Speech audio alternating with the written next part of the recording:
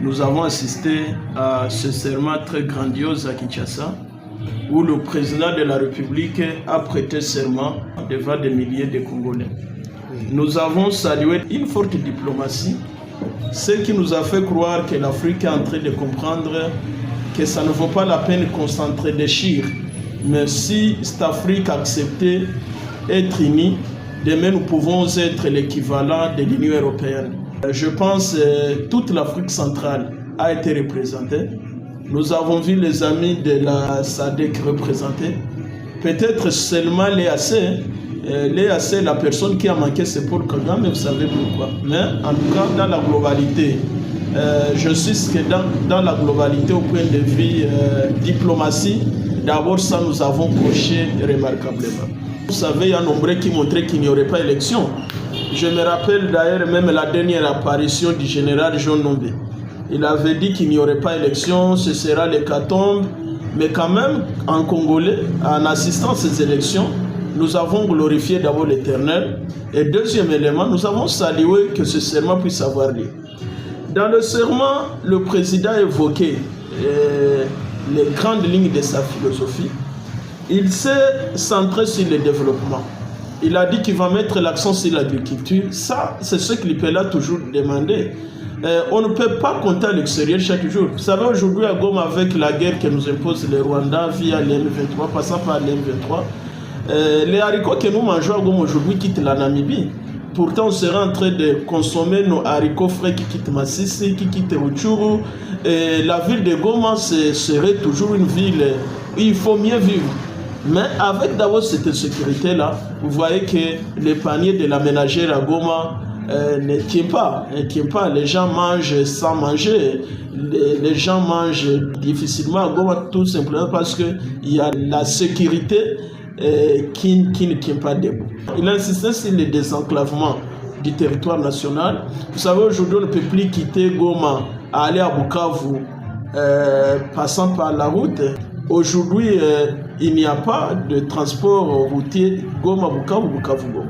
Même quand vous allez dans les Walikale et les Massissi, les praticabilités des routes, surtout pendant cette période pluvieuse, tout ça sont des problèmes. C'est-à-dire, quand il l'a dit, nous espérons qu'il a cette fois-ci tous les pouvoirs. Tout ce qu'il a dit, je ne vais pas les appeler promesses. Il a parlé de vivre ensemble. Vous savez que parmi les grands combats de l'association IPELA, c'est promouvoir le vivre ensemble. Et lui a dit le vouloir vivre collectif. Donc tout ça, il en a parlé et nous sommes en train d'encourager. Vous savez, aujourd'hui avec les élections, avec tout ce que nous vivons comme guerre, il y a toujours des problèmes. Chaque communauté a tendance à penser qu'elle ne peut vivre qu'elle seule. La plupart des guerres qu'on nous impose sont des guerres à caractère tribal. Vous savez, aujourd'hui, il y a dans beaucoup de coins dans la République, il y a toujours ces problèmes liés au tribalisme, liés à l'exclusion, liés à ceci ou cela. L'UPELA est parmi les grandes associations qui ont fait du vivre ensemble notre cheval de bataille. Amener les gens à comprendre que nous sommes un et nous devons vivre ensemble. D'ailleurs, la vision de l'UPELA, incessamment, nous allons l'amener même dans des pays voisins. Arriver à montrer à un Burundais que c'est un frère, arriver à montrer à un Angolais que c'est un frère, arriver à montrer à un Namibien que c'est un frère, c'est ce qui était d'ailleurs la vision des pères fondateurs du panafricanisme. Ils ont fondé le panafricanisme pour montrer que l'Afrique serait une seule nation, au même titre que l'Union européenne, au même titre que les États-Unis. Vous savez que les États-Unis comptent beaucoup de pays, mais eux, ils sont appelés Américains. Et voilà là où ils ont compris que l'exclusion, personne ne gagne dans l'exclusion, au contraire, c'est tout le monde qui se sent perdre. Il a parlé de la restauration de la paix dans la partie orientale du pays. Là, nous voyons la province du Nord-Kivu et l'Ituri qui sont devenus un casse-tête au peuple congolais ainsi qu'à l'ensemble de l'Afrique et du monde. Vous, comme association qui travaille aussi dans le cadre de paix, n'est-ce pas, vous prêchez la paix et consort. Là, au moins, vous pouvez éclairer l'opinion non participative de comprendre ce que le président a dit. Je pense que depuis que la guerre nous est imposée par les Rwandais, passant par les M23 qui étaient vaincus malheureusement depuis Mamadou Ndala, le président de la République s'est battu s'est battu comme un lion pour qu'il ne puisse pas négocier avec les M23. Vous ne pouvez pas négocier avec quelqu'un qui n'existe plus. Les M23 eux-mêmes avaient déclaré leur dissolution et ils s'étaient mus en parti politique.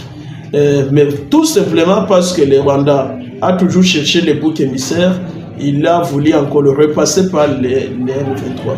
Mais ce que j'ai salué dans son discours, en se disant qu'il va mettre l'accent sur la fin de cette guerre, c'est qu'il a pointé des doigts à certains de nos frères congolais. Je ne sais pas si c'est par envoûtement ou par maladie. Les Congolais qui acceptent soutenir un mouvement qui vient verser le sang de leurs frères, qui vient verser le sang de leurs sœurs, qui vient verser le sang de leur maman. Donc, en tout cas, tous ces Congolais-là, le président de la République les a pointés du doigt. Et je pense que c'est encore temps à tous nos frères congolais qui peuvent être dans tous ces mouvements-là, dont l'objectif c'est agenouiller la République. Nous pouvons leur demander de quitter ces mouvements. Il est encore tôt et ils auront le pardon de la République. Mais sinon, s'ils arrivaient à mourir dans cette perdition, ils seront malheureux à perpétuité. Et leurs familles n'auront pas de nom dans ce pays. Le monde a suivi avec attention le discours du président de la République, et surtout dans le cadre d'accompagner les visions. Votre dernier message? Notre dernier message, vous savez, du Pélan, nous luttons contre les antivaleurs. D'abord, nous allons accompagner le président de la République, mais nous n'allons pas l'accompagner comme des suivistes, comme des petits aveugles, comme des motos de panurge, non.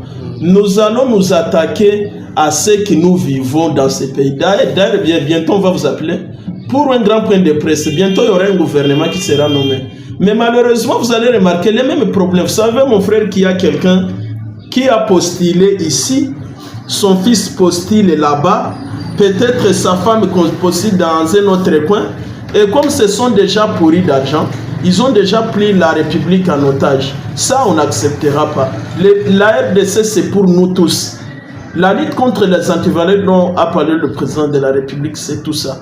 Il y a des gens qui se sont fait élire à Goma parce qu'ils ont distribué beaucoup d'argent. Ils ont été accusés dans les bourrages de urnes parce que tout simplement ils avaient l'argent. Et quelqu'un, malgré tout ce qu'il peut avoir comme compétence, comme il n'a pas d'argent, la population est en train d'être aveuglée chaque jour. On va penser celui-ci qui nous achète de la bière, c'est lui les candidats à soutenir. On va vraiment suivre le président de la République, particulièrement dans l'angle de la lutte contre les antivaleurs. Nous dénoncerons ces antivaleurs, hormis de les dénoncer, nous les attaquerons en justice. Voilà ce que je peux dire. C'est-à-dire que nous accompagnons tout ce que le président de la République a dit. D'ailleurs, bientôt vous allez voir les débuts de l'année où nous célébrons l'année avec le vivre ensemble, comme on l'a toujours fait. On va inviter toutes les communautés ici pour qu'on réfléchisse ensemble comment accompagner le président de la République dans la restauration de la paix, dans sa vision d'amener les gens à vivre ensemble, à être un. Merci d'avoir répondu à nos questions, M. Emmanuel Manekabi. Nous vous remercions.